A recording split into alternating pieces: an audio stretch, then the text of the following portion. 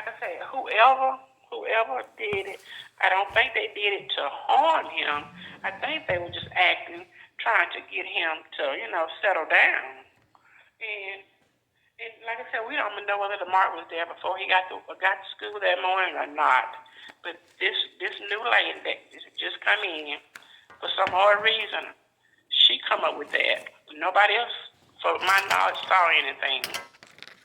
Okay, and who's this new lady's name? Miss Nelsie. All I know is Miss Nelsie.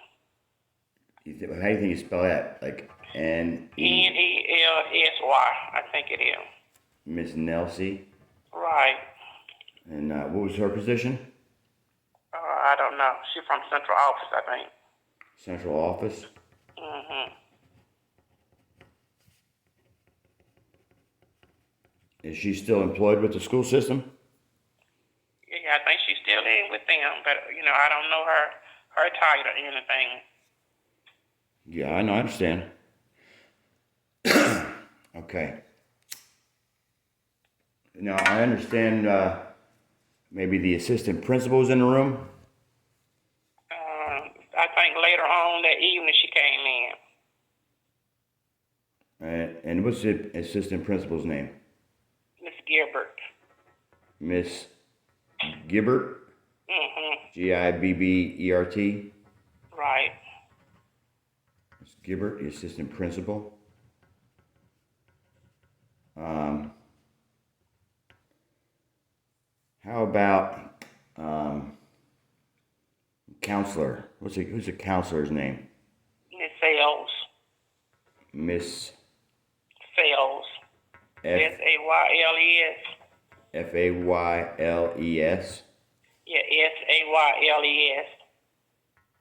Okay. You know her first name?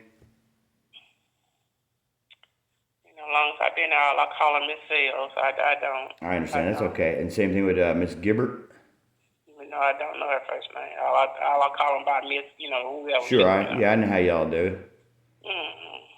And Miss Nelsie or anything like that? You don't know the first name? No. And she was just new, only 3 days. Yes. And Miss Fales is the counselor? Yes. And like I say, the mark that's supposed to have been on him, I don't think anybody was trying to harm him. I think they were just trying to get him to settle down. And, he could have got on him like that, but... All right, Miss Cox in the room? Yes, she was in the room, yes. So, the people in the room, Miss Nelsie, Miss Gibbert.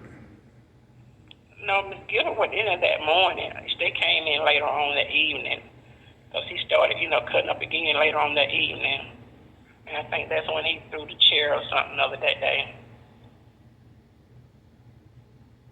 So Miss Gibbert came in later, afterwards? Yes, that was later on that evening when she came in. Okay. How many people were trying to, refrain him and restrain him from going nuts? It was about, maybe, I think it was a specialist there, Miss Goff. Miss, how you spell that? Goff, Goff. Miss Goff? And she's Yes. a specialist? Yes. Let me ask you one question. Sure. They didn't give you any information on this when they told you this? Because I feel like they should have given you everything that you're asking me. They should have given you everything, all the information you needed. Exactly. So like I said, they were trying to run your name through the mud, I guess. I don't know. Right. Exactly. Okay. Exactly. So they're trying to run your name through the mud. Yes. When they told me who's the assistant superintendent? Miss Damien. Miss Damon, right? Yes. Was she in the room at all? No, she wasn't. Okay, she wasn't in the room, but she calls me up gaslighting me, saying, we called you and told you about this. No, you didn't. I was in there on the 11th. Just happened to be in there on the 11th. And I had a conversation with Miss Cox and Mrs. Birch. I had a conversation with them, and they never once mentioned your name. They never once mentioned, and you could hear. I have an audio of the conversation, you know, and you can clearly tell that I have no knowledge of what happened, because they tell me, well, you know, he was involved in an incident and he was suspended. I was like, what? He was suspended? You know, what are you talking about? Like, I had no idea. And this Miss Damon tries to call me up, telling me, we told you. And I said, well, I think I remember a phone call. She said, oh yeah, see, you remember, sometimes we forget things. But this phone call was like 6 months ago. I'm talking about something. You know, anything you need to know, they should. And that attorney that stood was in there yesterday. He should know everything. He should know everything, because they had to go through him. And they didn't. And like I said, they didn't try to talk to you since this. No, they just told me. They just told me that either I could get a 3-day suspension, or I have to go down and talk to Miss Damien and the superintendent. And one of my options down there was termination. And I was not going to let them terminate me after all the years I had put in trying to dedicate my life to students. I was not about to let them mess my 30 years up. Okay, can you hold for me 1 second, please? Yes.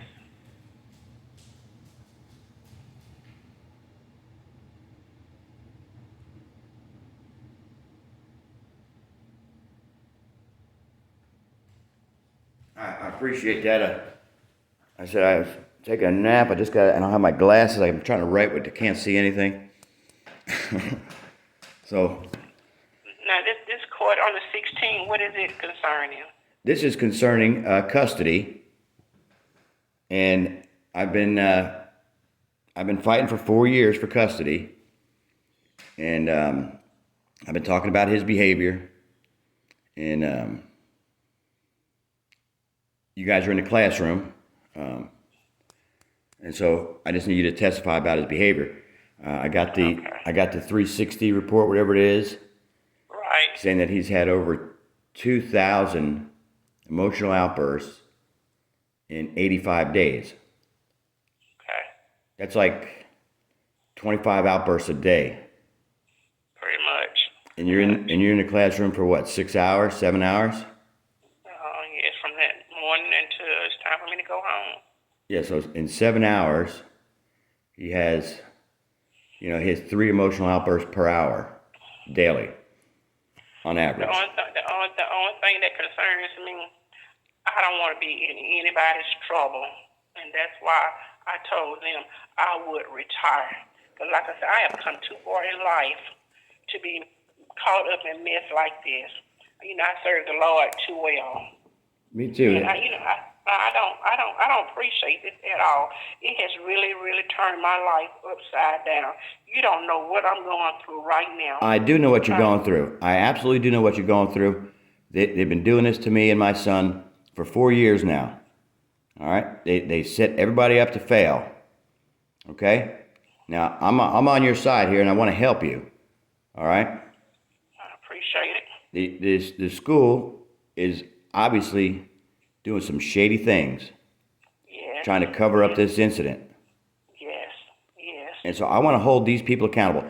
I don't want to prosecute you for whatever they say you did. I do not want any harm to come to you. Do you understand that? I do.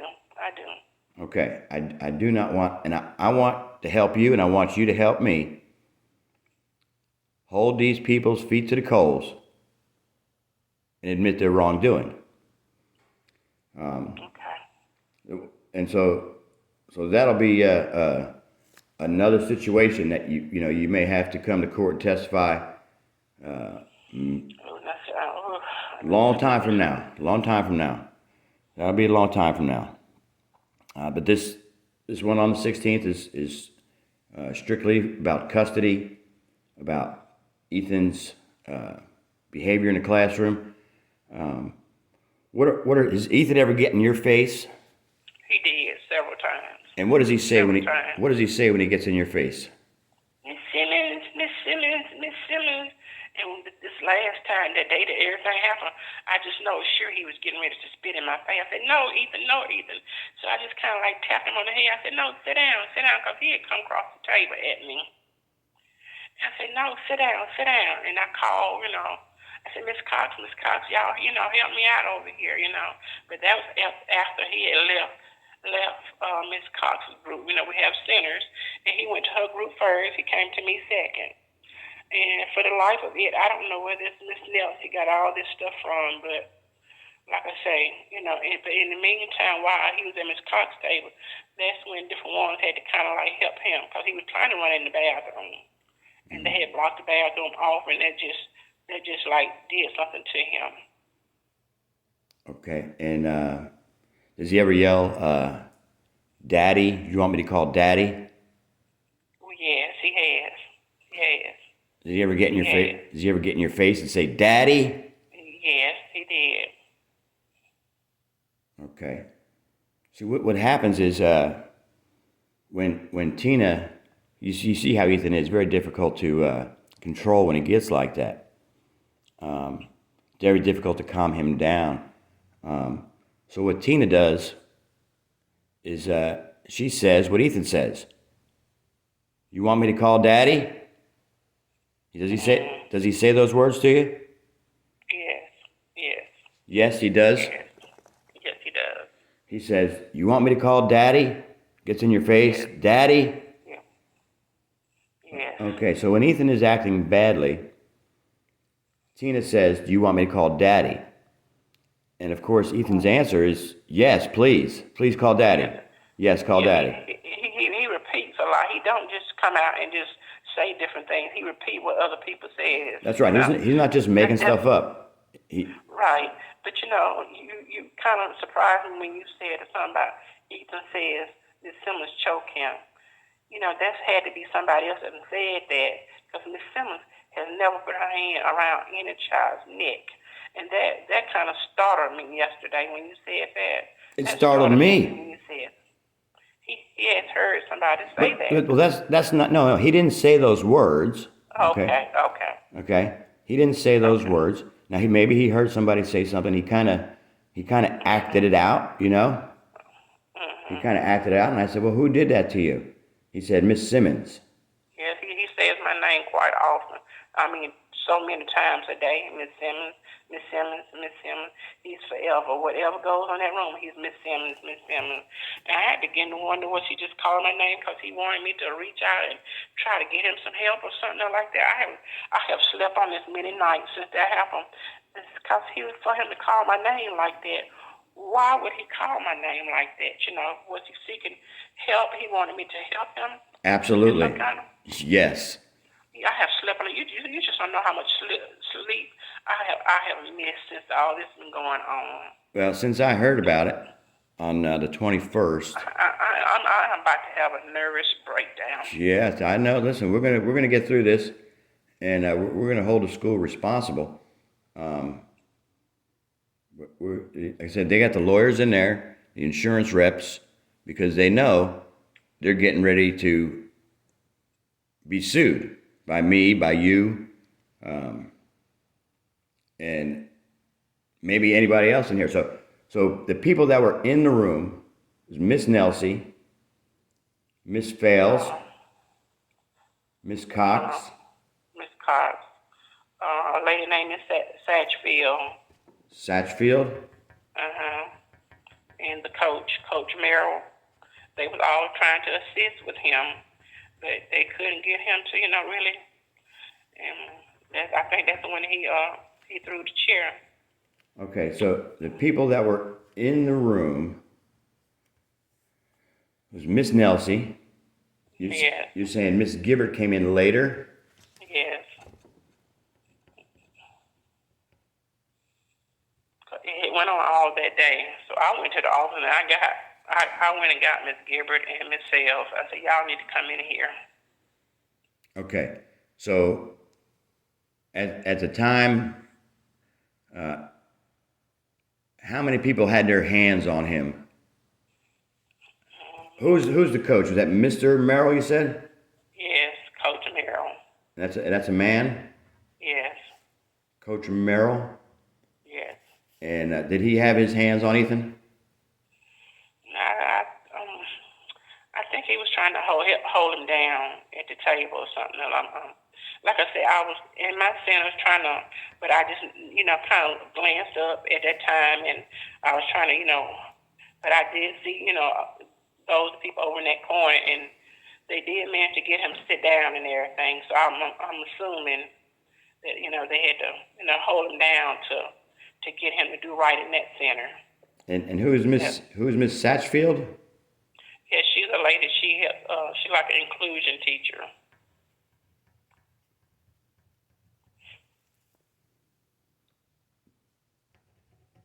And did she have her hands on Ethan? I don't recall. Maybe she was holding his hand or something other like that, trying to calm him down.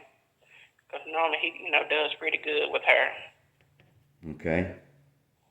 And Miss Goff, Yes. she was in the room. Did she have her hands? I can't really say, but I do know she was standing near him. She was standing near him. I don't want to allow anybody because, like I said, I was trying to take care of my little sinners and everything. Well, what I'm asking about is this this woman, Miss Nelsie. She's the one that wrote in her statement that you had choked him or put his hands on his neck or something. Yes, and like I say, I just for the life of it, I went nowhere near Ethan's neck. I just kind of tapped him on the head when he came and got in my face. I tapped him on the head. I said, "No, Ethan, sit down, sit down."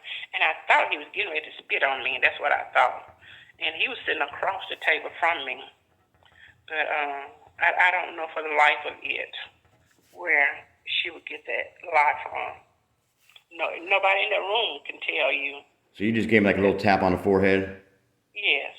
No, like just on top of on his head, just the very top of his head up there.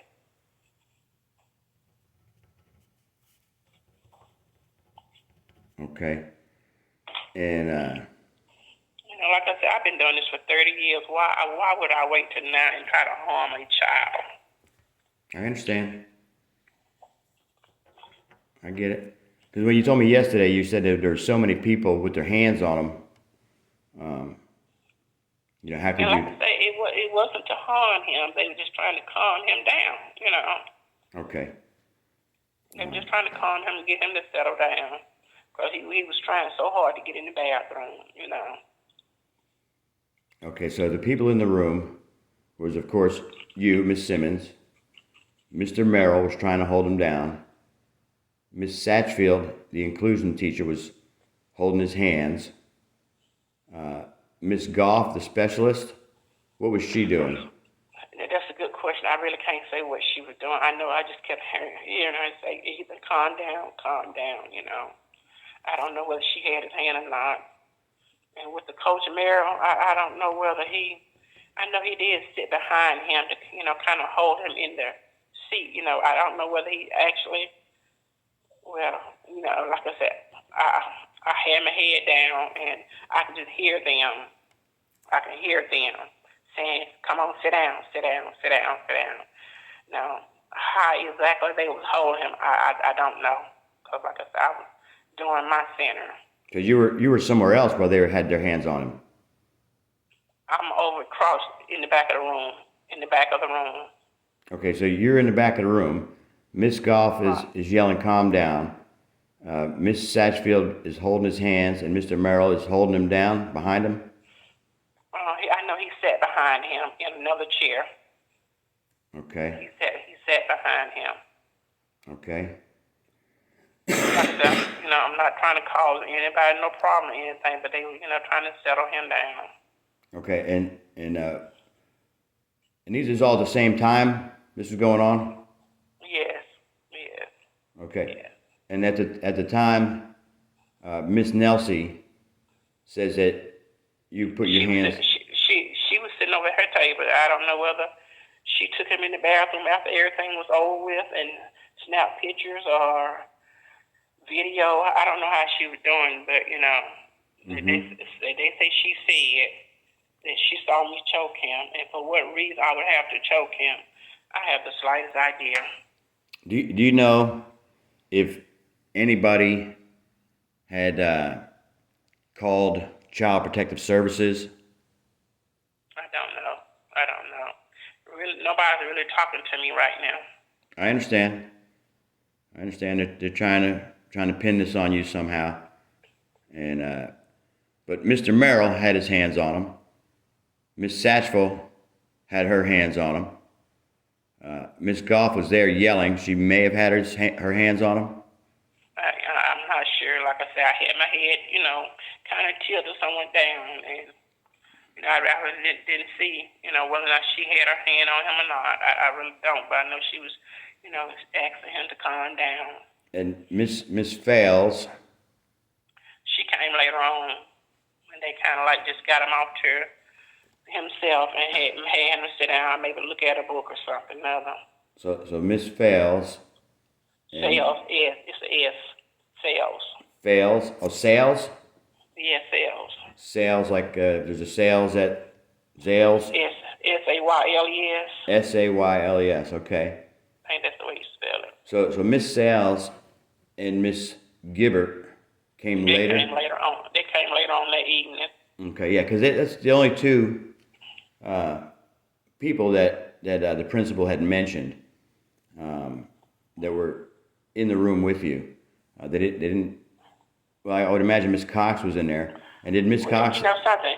Get with Miss Damien and have her to give you everything that has been said, and she should be able to give you everything that's been said or printed, written down. She should be able to supply you with everything you need. I know you would think that. I know you would think that, but I asked for everything. They told me to hit the road. They're not giving me anything.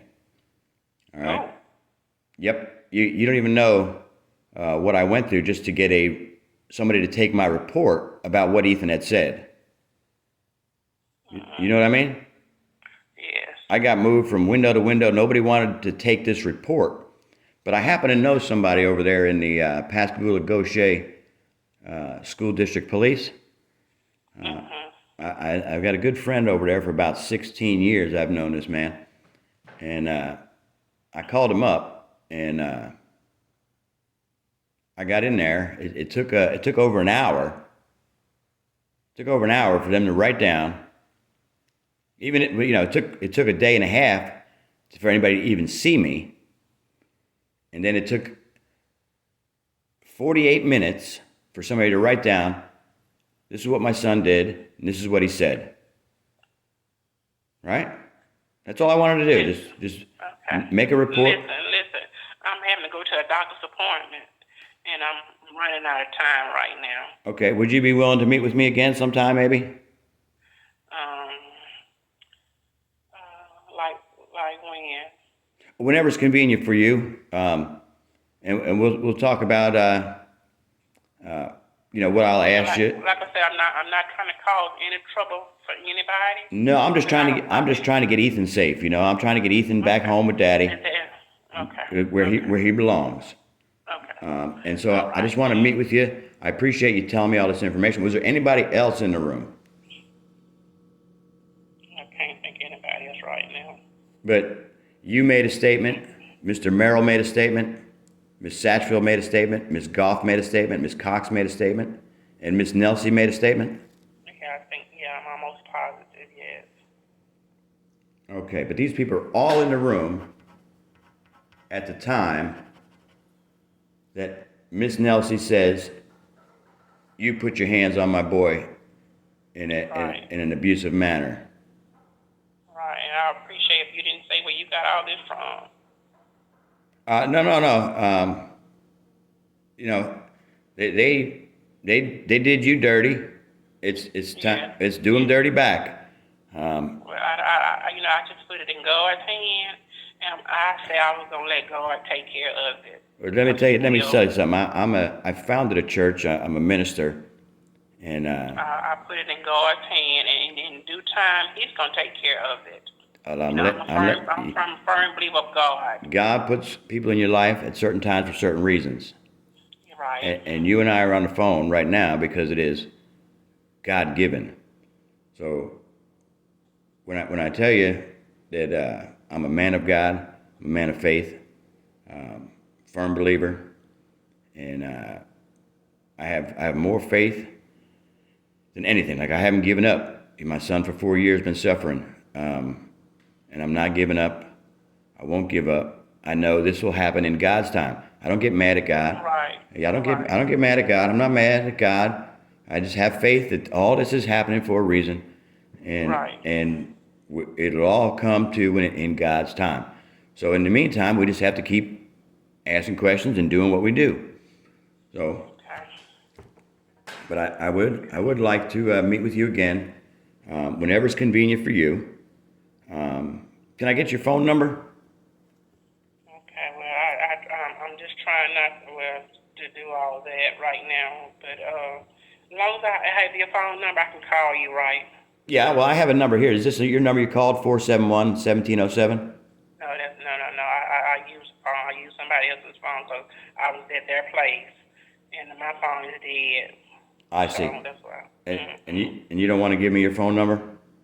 Yeah, I can, but like I said,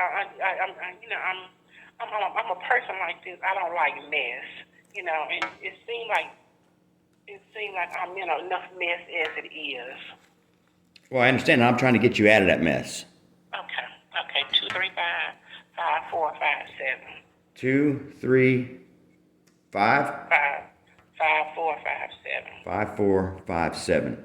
And that's 228 number? Right. Okay. I said, Miss Simmons, can I call you Angela? Is that okay? Yeah, that's fine. Angela, I love you as a child of God. I love you as a sister of God. I want to protect you from the evil people that are trying to put this on you. Thank you. So, like I said, next time I talk to you, I appreciate you giving me all this information today. And next time I talk to you, we'll get together and we'll go over some of the questions that I'm going to ask you when you testify in the custody hearing, okay? Okay. Thank you so much. You're welcome. You just rest easy, know it's in God's hands, and everything's going to work out. Thank you, sir. All right. God bless you. We'll talk to you soon. Bye-bye. Bye.